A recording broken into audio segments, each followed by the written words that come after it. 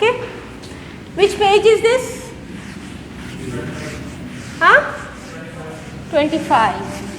So please look at page 25. Now in this case, Dave went over the Niagara Falls in a steel ball. Okay, Dave is a person. He went in a steel ball to a height. Okay, and then he fell from there down 48 meters into the water. Okay, so let us assume, ये देखो ये given हो गया ना, the initial velocity is 0 और क्या given है, this height 48 meters, and let us neglect the effect of air on the ball. Normally to simplify a problem in real life तो बहुत से और भी काम हो रहे होते हैं, depends on the speed of the wind at that time and so on and so forth. But in order to simplify the problems we normally neglect this. आगे जाके मे बी हम इस चीज़ को भी इंक्लूड कर लें, फिर we'll talk about friction and other things. लेकिन अभी फ़िलहाल we are keeping it simple. Okay, right. So this is given. What's the question? How long did he fall to reach the water surface? क्या ढूंढना है आपने? Time. अब एक और बात है, अब तक हम जो मोशन पढ़ रहे थे नॉर्मली हम अलोंग एक्स एक्सिस पढ़ रहे थे. जब आप गाड़ी चला रहे हो और यू राइडिंग अ बाइक और anything, it's along x axis. इस वक्त क्या है, इट्स अलोंग वाई एक्सिस. बस ये एक इम्पॉर्टेंट बात है. तो क्या हुआ, we had a table of equations जिनको हम इक्वेशंस ऑफ मोशन कहते हैं, राइट, दिस वन. यहाँ पे all these equations are written in terms of x. तो now for this problem, since we are moving vertically, the equations will be written in terms of y. Equations will remain the same, only instead of x we are going to write y. Is that clear? समझ आ गई? Good. Okay, दूसरी बात, acceleration. When you are moving vertically, the acceleration is g 9.8. ठीक है ना, 9.8 metre पर second square, right. Okay, good. So let's go back.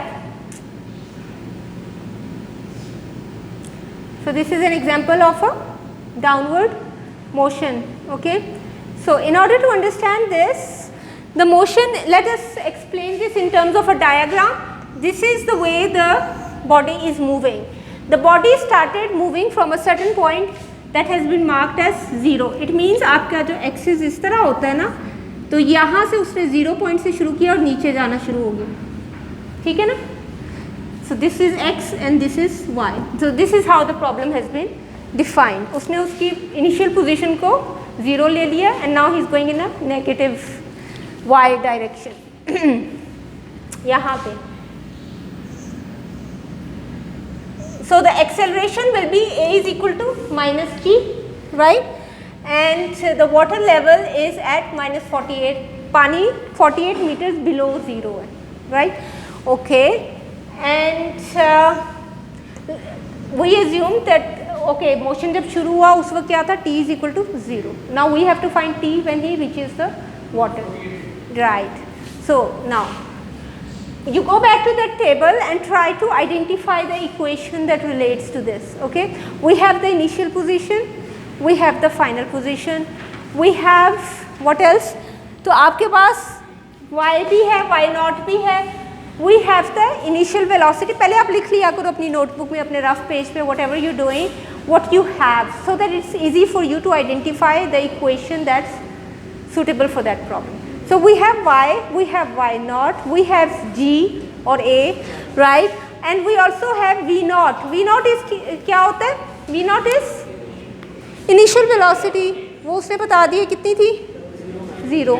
तो आसान हो गया काम फिर तो, राइट. तो इसका मतलब है ये वाली टर्म जो ये ख़त्म हो गई, दिस इज 0, ये चली गई. ठीक है ना. और उसने क्या बताया, ये वाली टर्म भी ख़त्म हो गई, ये भी 0 थी, ये भी चली गई. अब क्या बच गया, y is equal to minus half g t square. ये बच गया सिर्फ. आसान हो गया ना काम.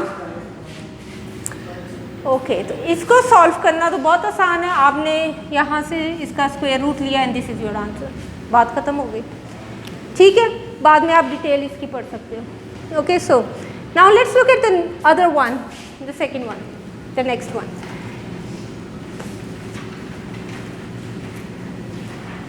अच्छा, यहाँ पे we have a player who tosses the ball upwards. पहले वो फेंकता है ऊपर की तरफ एंड देन वो नीचे आता है बॉल. तो यहाँ पे पहले सिर्फ एक डायरेक्शन में बॉल मूव कर रहा था, अब दो डायरेक्शन, ऊपर जाता है फिर नीचे आता है. राइट नाउ एक और बात, यहाँ पे उन्होंने हमें क्या दे दिया, इनिशियल स्पीड कितनी है.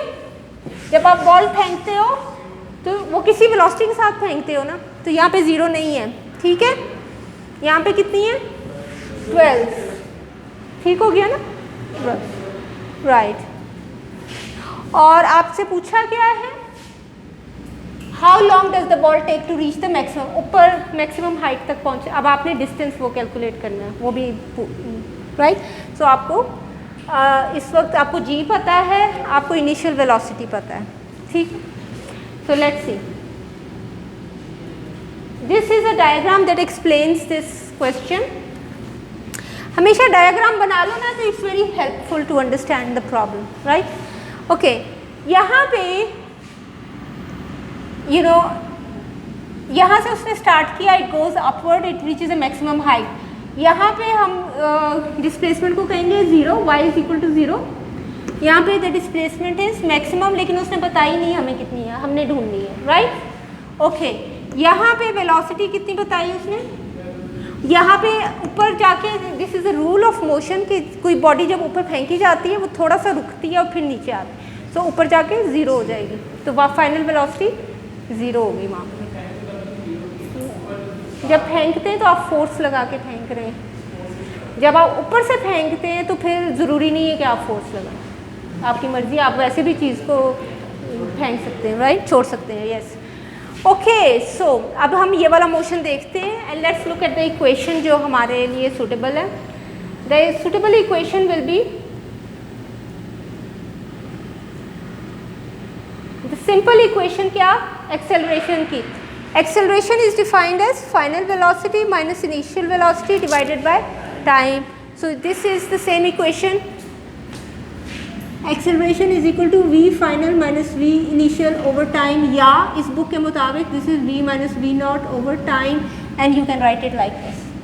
So the final velocity is 0. This is initial is 12. This is 9.8, and your answer comes out to be 1.2 seconds. पहला पार्ट हो गया. गुड, आसान था. Yes. Now the second part, what is the balls maximum height. उसके लिए okay, यहाँ पे again हमने क्या किया, y not is 0 and y minus y not is equal to y, vf is equal to 0 at the maximum height. अब हमने ऐसी इक्वेशन ले ली है जहाँ से हमें y मिल जाए. सो ये वाली equation again, if you go back to the table that I just showed you, you have this equation there. ठीक है. So you use this equation and you get your answer.